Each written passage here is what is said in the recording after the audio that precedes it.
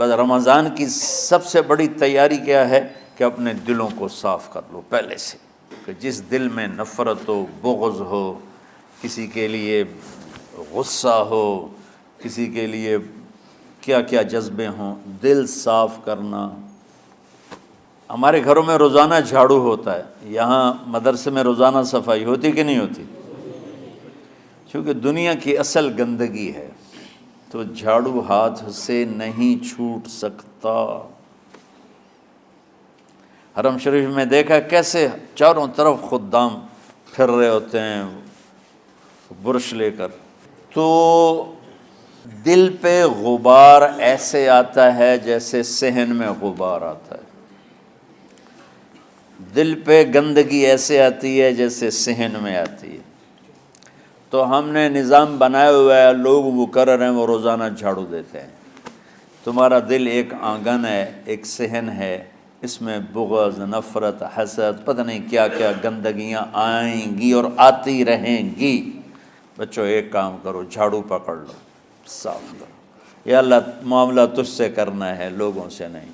کسی نے برا کہا، کسی نے غیبت کی، کسی نے گالی دی، کسی نے دھکا دیا، کسی نے حق مارا، کسی نے کچھ کیا، یا اللہ تیرے سپرد میں نے اپنے دل کو سب سے صاف کیا، میں نے اپنے دل کو سب سے صاف کیا۔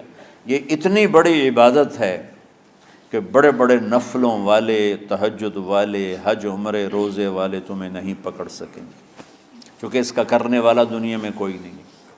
نفل پڑھنے والے تو بے شمار ہیں، عمرے کرنے والے بے شمار ہیں، علماء بے شمار ہیں، حاجی بے شمار ہیں، سخاوت کرنے والے بے شمار ہیں، لیکن اس ٹکڑے کو صاف کرنے والا لاکھوں میں ایک بھی نہیں ہے۔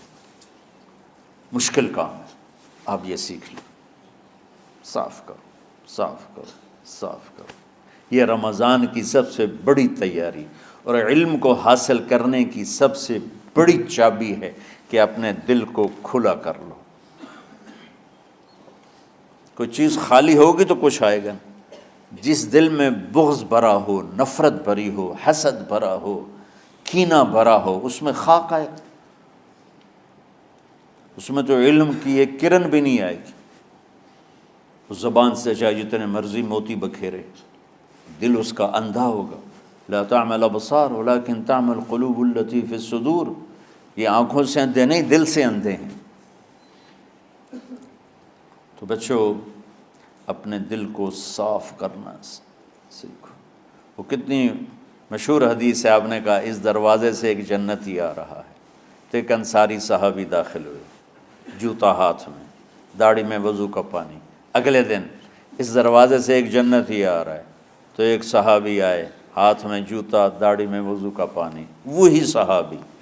اگلے دن اس دروازے سے ایک جنتی آ رہا ہے، تو وہی صحابی 3 دن جنت کی بشارت لی انہوں نے۔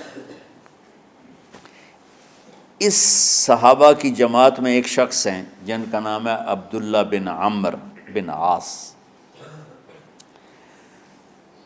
ان سے بڑا عبادت گزار صحابہ میں کوئی نہیں تھا، نہ سابقین میں نہ متاخرین میں، نہ پہلوں میں نہ بعد والوں میں۔ ان کی عبادت کیا تھی؟ ساری رات جاگنا، سارے دن کا روزہ، اور ایک ختم قرآن صبح سے شام تک۔ اتنی اللہ نے طاقت دی تھی۔ پھر وہ غلوب والی بات آ گئی، ایکسٹریم ہونے والی بات آ گئی۔ ان کی شادی والی رات حجلہ عروسی میں داخل ہو رہے ہیں، دلہن کے کمرے میں داخل ہو رہے ہیں، اور مصلی بچھا کے اللہ اکبر، اور دیر نفل تے نفل، دیر نفل تے نفل۔ تو ان کی بیگم نے دیکھا تو وہ بھی خیر کا زمانہ تھا، انہوں نے بھی وضو کیا اور پیچھے مصلی بچھا کے وہ بھی فجر تک نفل پڑھتے رہے۔ صبح ہوئی تو حضرت عمرو بن عاص رضی اللہ عنہ نے پوچھا، بیٹی رات کیسی گزری؟ کہا جی ماشاءاللہ آپ کے بیٹے تو بڑے عبادت گزار ہیں، ساری رات نفلوں میں ہی گزری۔ تو وہ ان کو شکایت کر دی۔ حضرت عمرو بن عاص کو اتنا غصہ چڑھا، بیٹے کو تو کچھ نہیں کہا، کتنی حکمت کی بات ہے، سیدھے گئے اللہ کے نبی کے پاس، یا رسول اللہ یہ عبداللہ دیکھیں کیسا نادان ہے، اس کی شادی کی ساری رات نفل پڑھتا رہا۔